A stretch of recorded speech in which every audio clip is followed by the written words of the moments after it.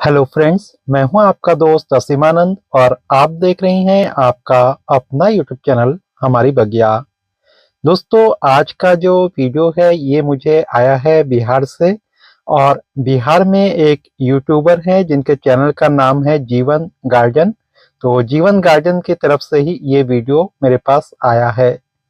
दोस्तों, यहाँ पर इस वीडियो में उन्होंने अपने घर के आंगन में और गमलों में जो है किस तरीके से फूलों को लगाया है, मेनली उसी को दिखाया है।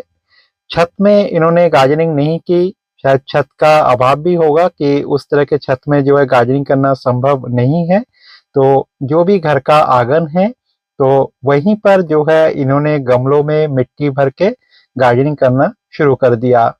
और मिट्टी के साथ बहुत ही जो साधारण सी चीजें हैं, जो किचन वेस्ट हम हमेशा यूज करते हैं, तो उन्हीं को मिला करके मोस्टली इन्होंने इन पौधों को लगाया।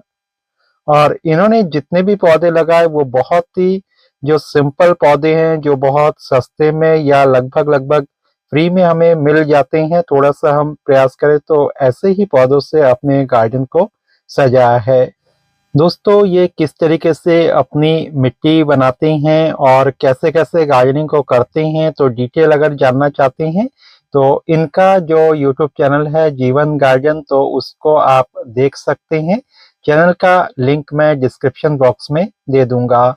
दोस्तों, मोस्टली इस वीडियो में उन्होंने गुलदाउदी के कलेक्शन को भेजा है।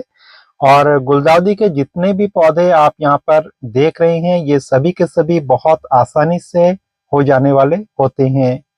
दोस्तों, इस समय गुलदाउदी का सीजन चल रहा है और अगर आप आसपास किसी के घर में जाते हैं या नर्सरी में जाते हैं, तो इस समय गुलदाउदी को कलेक्ट कर सकते हैं। इस समय अगर आपके पास एक पौधा एक वैरायटी का आ गया, तो वो पौधा फिर कभी भी आपके गार्डन से खत्म नहीं होगा। क्योंकि गुलदाउदी जो है दोस्तों, लगभग 1 डेढ़ महीने तक रहता है। नवंबर से इसकी शुरुआत हो जाती है, मिड नवंबर से, और जनवरी के मिड तक जो है ये लगभग लगभग चलता रहता है। तो 1.5 2 महीनों का इसका जो फ्लावरिंग टाइम होता है वो होता है। लेकिन इसमें जो इसकी जो केयर है वो बिल्कुल ना के बराबर होती है। एक बार अगर पौधा आप लगा देते हैं, उसके बाद जब इसमें फ्लावरिंग हो जाती है, तो उसके बाद पौधा भी सूखने लगता है। दोस्तों, पौधा जो है ऊपर से सूख जाता है, तो ऐसे में बिल्कुल नीचे से केवल 2 इंच छोड़ करके पौधे को हमें काट देना होता है। और आप देखेंगे कि कुछ दिनों के बाद इसके नीचे जड़ों से नए पौधे फिर से निकलने लगे हैं। तो उन्हीं नए पौधों में भी दोबारा से फूल आ जाते हैं। अगर वो नए पौधे वैसे ही गमले में या जमीन में रहते हैं, तो उसमें फ्लावरिंग अपने टाइम पर आना निश्चित है। लेकिन अगर हम उन्हीं पौधों के जो भी ब्रांचेस आए हैं उनकी कटिंग फिर से लेकर के लगाते हैं, तो ऐसे में जो ये फूल हैं ज़्यादा बड़े होते हैं और वो जो है उसके ब्रांचेस ज़्यादा घने-घने होते हैं, पत्ते अच्छे होते हैं। तो कटिंग से लगाना इनको ज़्यादा बेहतर है। बाकी अगर आपके पास समय का अभाव है, तो आप केवल कटिंग करके रख दें नीचे से बिल्कुल 2 इंच छोड़ करके, तो स्वतः ही अगले साल उसमें फिर से फूल आ जाएंगे। थोड़े से ये पौधे लचीले होते हैं, तो इनको थोड़ा सा स्टिक का सहारा देना पड़ता है। लेकिन ये है कि बाकी आप किसी भी तरह की केयर नहीं भी करेंगे तब भी इसमें फूल आएंगे।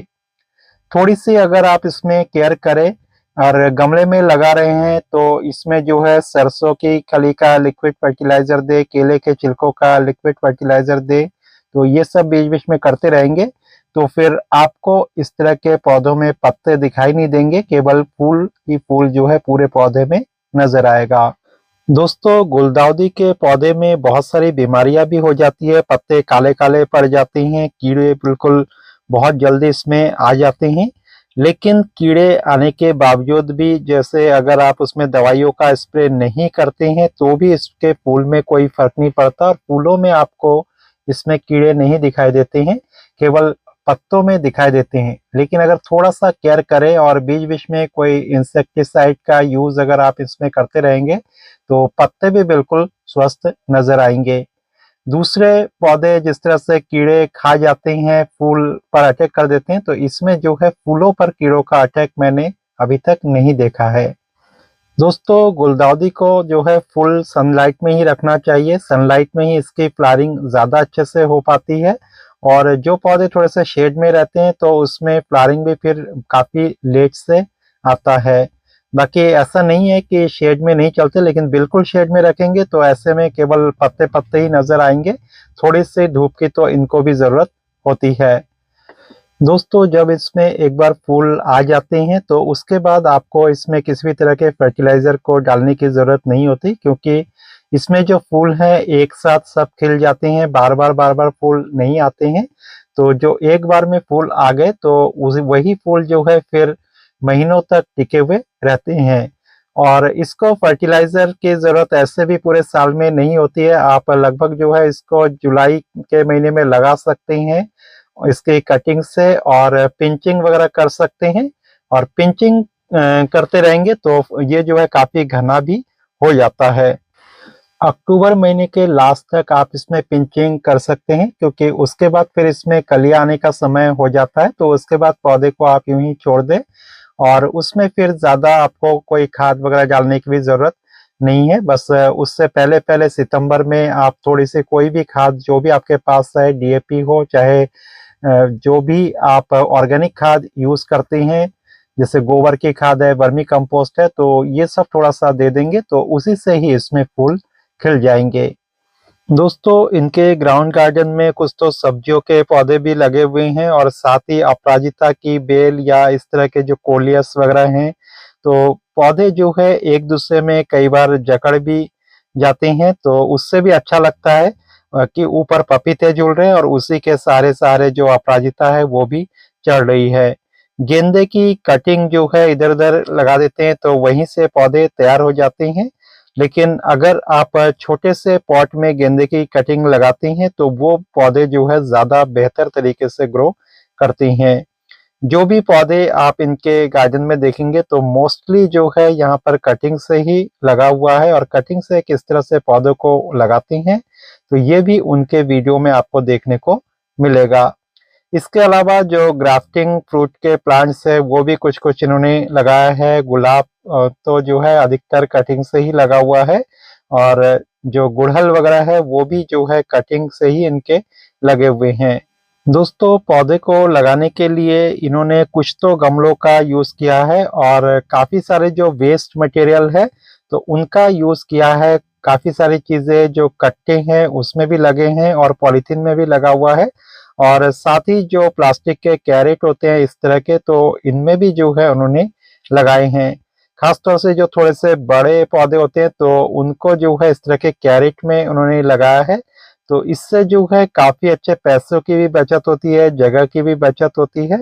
तो अगर आप छत पर गार्डनिंग नहीं कर सकते हैं, या कई लोगों को असुविधा होती है छत पर चढ़ने-उतरने में, तो अगर घर का आंगन है तो वहाँ पर भी आप इनकी तरह गार्डनिंग को कर सकते हैं। और इन फूलों के साथ-साथ कुछ सब्जियाँ भी लगाएँगे तो वो सब्जियाँ भी ज़्यादा अच्छे से ग्रो करेंगी, क्योंकि फूलों के बहाने से ही जो मधुमक्खियाँ हैं, तितलियाँ हैं, तो ये सब आते रहते हैं, और ये सब जो है सब्जियों पर भी बैठते हैं, जिससे कि उनका भी पॉलिनेशन अच्छा होता है। तो इस तरह से फूल और सब्जियाँ साथ-साथ लगाएँगे तो मुझे लगता है कि आपकी गार्डनिंग भी बहुत ही बेहतरीन होगी। कुछ जो दोस्तों सब्जियाँ होती है जो कि हमेशा 12 महीने आप लगा सकते हैं, जिसमें कि मिर्च और जो बैंगन होते हैं तो हमेशा आप लगा सकते हैं। इसके अलावा भिंडी वगैरह होती है, या जो छोटे पौधे होते हैं, तो इस तरह के चीज़ें आप अपने घर में लगा सकते हैं, और ग्राउंड गार्डन हो तब तो कोई भी सब्जी लगाई जा सकती है। तो कोशिश करें कि सभी चीज़ों को साथ में लेकर के चलें। साथ ही जो ग्राफ्टिंग फ्रूट प्लांट्स है, तो 1-2 फ्रूट प्लांट्स उसके भी आप लगा सकते हैं। उम्मीद है दोस्तों आज का ये वीडियो आपको पसंद आया होगा, और आप भी अपने गार्डन को कुछ इस तरीके से लगाएंगे, और भी अच्छे तरीके से मैनेज करने की कोशिश करेंगे। आज के लिए बस इतना ही। कल फिर मिलते हैं एक नए वीडियो के साथ।